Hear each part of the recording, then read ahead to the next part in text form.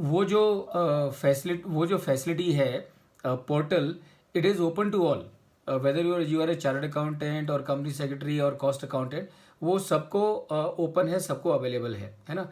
तो उसको ज़रूर, वहाँ पे आपको क्या बहुत एमसीक्यूज मिल जाएंगे, and you will get MCQs subject wise.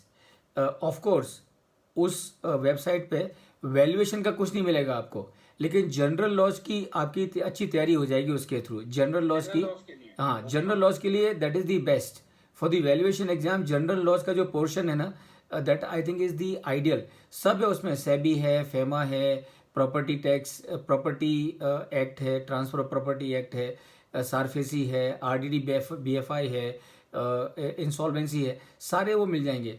तो वो चौथा वो पिकअप कर लो। तो मेरे ख्याल से आप क्या करो, ये 4 चीज़ों को पिकअप करके चलो। बाकी और ज़्यादा आरबीओ का मटेरियल, ये मटेरियल, वो मटेरियल कुछ करने की ज़रूरत नहीं है, क्योंकि जितना ज़्यादा करोगे उतना क्या होगा, आपके एफर्ट्स डाइल्यूट हो जाएंगे और उसमें फोकस नहीं आएगा, और फोकस नहीं आएगा तो फिर कॉन्फिडेंस नहीं आएगा।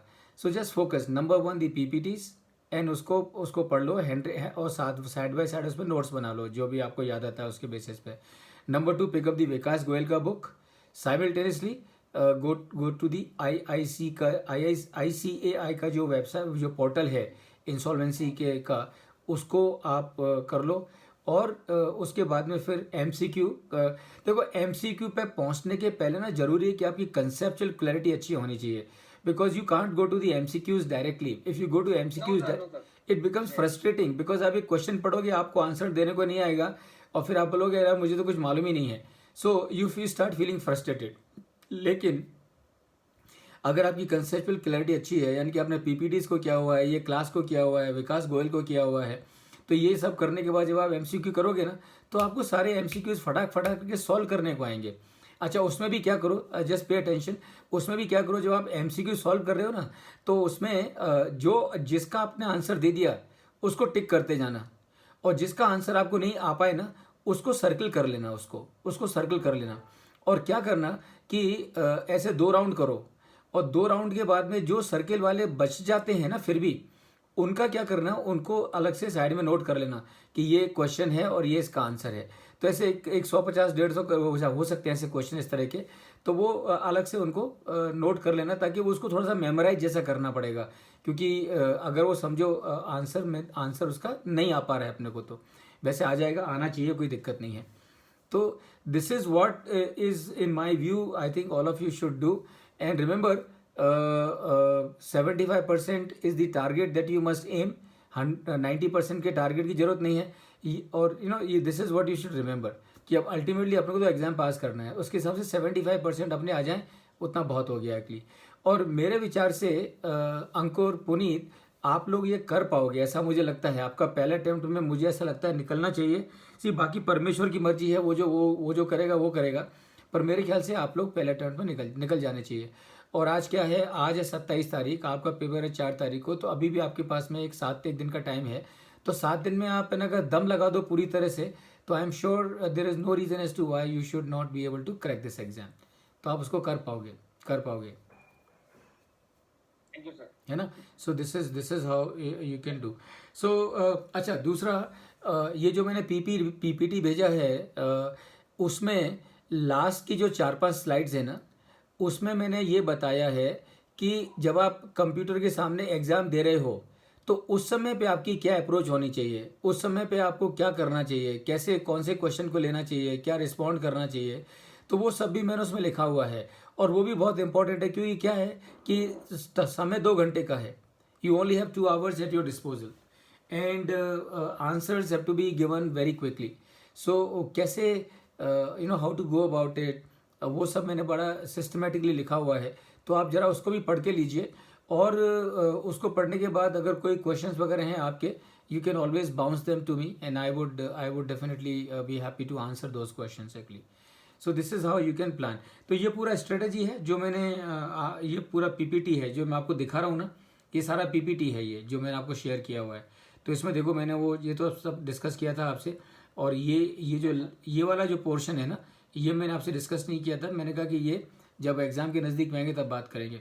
तो ये 2 घंटे की स्ट्रेटजी है, इसमें कैसे क्या करना है आपको, कि भाई सवाल आ रहा है तो क्या करिए, पहले answer only those questions about which you are sure, जिसका आपको 100% मालूम है कि इसका आंसर मुझे मालूम है, पहले उन्हीं क्वेश्चंस को आंसर करिए। और ऐसे 50 के क्वेश्चन आंसर हो जाए, उसके बाद में केस स्टडीज़ पर शिफ्ट करिए, और केस स्टडी शिफ्ट करने के बाद फिर वापस बाकी के क्वेश्चंस को करिए।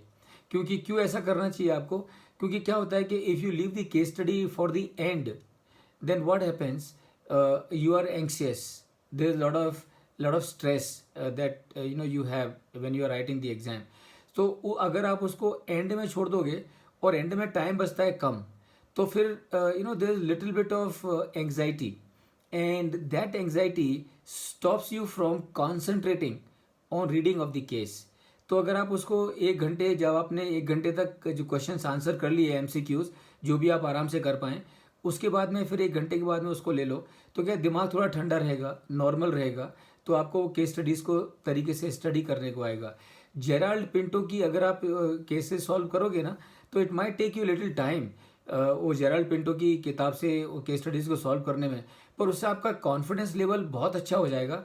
और दूसरा ये है कि जेराल्ड पिंटो की से केस स्टडी सॉल्व कर लोगे, तो जब एग्जाम में देने के लिए जाओगे तो क्या होगा, when you see the case study, it is more or less it will happen that you have done that case study already.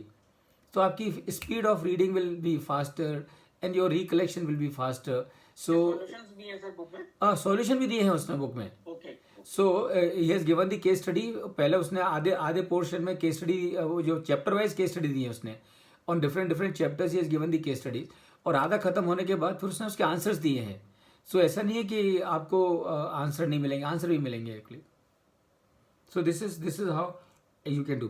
तो ये जो मैंने पीपीटी भेजा है ना अंकुर और पुनीत, इसको एक बार पढ़ लो आप, और एक बार पढ़ लो, तो उसमें फिर जो भी डाउट्स वगैरह होंगे, हम we will have another session on 30th July and then one more on 31st July.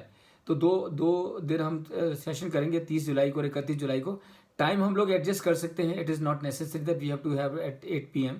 तो आप लोगों की कन्वीनियंट के हिसाब से कोई भी टाइम, हमें को कोई फर्क नहीं पड़ता, वेरी गुड, आप जब अवेलेबल हो। ठीक है। तो फिर इसको 8 बजे ही रखेंगे, we'll keep at the same time, 30 और 31 तारीख को, है ना?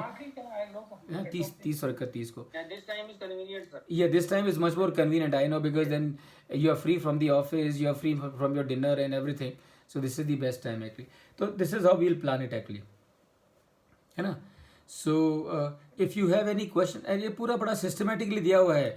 और मैं आपको बताऊं पुनीत और अंकुर, ये जो पीपीटी मैंने आपको शेयर किया है, बिलीव मी, बहुत सारे लोग ये पीपीटी पढ़ के पास हो रहे हैं, और वो मुझे seriously I can share with you. बिल्कुल सर, ये बड़ा सिस्टमैटिक आपने बताया हुआ है सर। तो अब इम्पोर्टेंट कौन सा है, कौन सा प्रोफेशनल तैयारी करनी है, किस पे स्किप करना है, हाँ, नॉलेज नहीं हो पाती है सर। नहीं, और क्या है कि देखो, ऐसा नहीं कि आपको नॉलेज नहीं होगी, आपको होगी, पर आपको पूरे व्हील को री इन्वेंट करना पड़ेगा। That means you will have to spend as much time as I spent on this. So why should we reinvent the wheel if it is already available? So we might as well use it what is already available actually. So ऐसा this is how we should go about it actually. तो इसमें सारा लिखा हुआ है कि कैसे क्या करना है, नेगेटिव मार्किंग है, नेगेटिव मार्क है तो गैस नहीं लगाना है, वो सब लिखा हुआ है। बहुत ही, मतलब I really work very hard on this, and because जब मैंने ये एग्ज़ाम लिखा अंकुर, तो I was not getting any guidance, तो and I was asking for the guidance, but it was not forthcoming. तो जब नहीं आया, लेकिन with God's grace I pass the exam. तो when I pass the exam, and this was not only for the insolvency valuation, but इसके पहले insolvency के लिए किया था मैंने ये। तो इंसॉल्वेंसी का भी जब मैंने एग्जाम पास किया, उसका भी ऐसा नोट बनाया और सबको भेज दिया। आज तक फ़ोन आते हैं कि सर वो आपका नोट पढ़ के हमने एग्ज़ाम पास कर लिया। वैल्यूएशन का भी आता है, सर वो आपका नोट पढ़ के। आज भी एक फ़ोन आया गाजियाबाद से, कोई सुमन कुमार हैं, he is a company secretary, is working in some company. So he was asking, sir, I am planning to leave my job and get into practice, and I am wanting to appear for the evaluation exam. Can you please guide me? तो मैंने तुरंत उसको वो article भेज दिया, updated version जो आपको दिखा रहा हूँ, and I am sure it will help him definitely actually. Okay, so very good friends. So with this, I think we can now come back to our original discussion, and so this is what it is.